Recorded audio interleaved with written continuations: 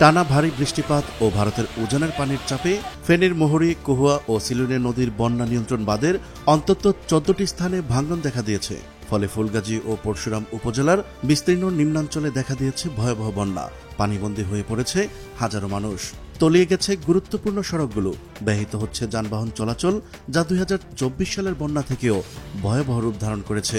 ভারতের উজান থেকে নেমে আসা পানি কতটা তাণ্ডব চালাচ্ছে ফেনীতে, তা জানাবো আমাদের সহকর্মী মোহাম্মদ লিংকন আহমেদের ভিডিও চিত্রে। চলুন শুরু করা যাক। টানা বৃষ্টি ও ভারতীয় পাহাড়ি ঢলের তোড়ে ফেনীর মোহরী, কহুয়া, সিলুনে নদীর উত্তর শ্রীপুর সহ অন্যান্য বেড়িবাঁধের ১৭টি স্থানে ভাঙন দেখা দিয়েছে। প্লাবিত হয়েছে ফুলগাজী ও পরশুরাম উপজেলার অন্তত ৩০টি গ্রাম। উপজেলা দুটিতে বিদ্যুৎ না থাকায় বন্ধ রয়েছে ইন্টারনেট ও মোবাইল সংযোগও।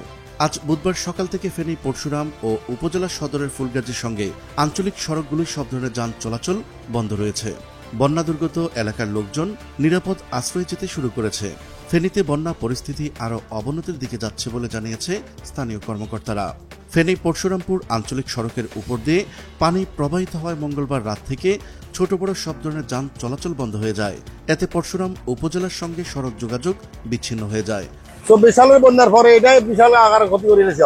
জ্বালা কৃষক সবকে শেষ, সব শেষ করতে হবে। আমরা তো যে বন্যার সামনে হয়েছে, অনেক ক্ষয়ক্ষতি হয়েছে, এরপরে আবারও এখনো বন্যা, আমাদের জীবন অনেক কষ্ট যাইতেছে।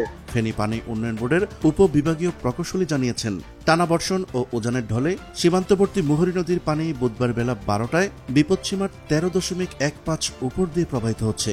এর আগে মঙ্গলবার রাত ৯টায় বিপদসীমার ১৩৭ সেন্টিমিটার উপরে ছিল।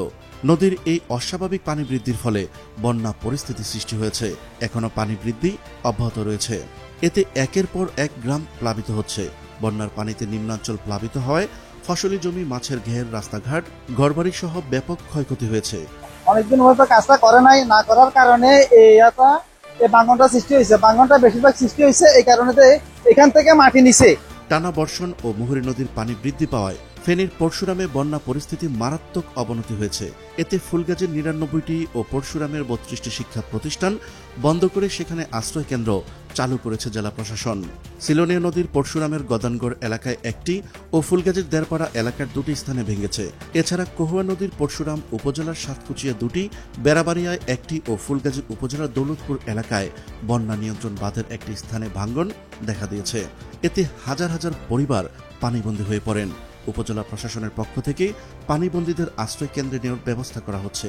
স্থানীয়দের অভিযোগ, বাঁধের ভাঙন ঠেকাতে আগেভাগেই কোনো কার্যকর ব্যবস্থা না নেওয়ায় প্রতি বছরের মতো এবারও সাধারণ মানুষকে দুর্ভোগ পোহাতে হচ্ছে ভয়াবহ বন্যা।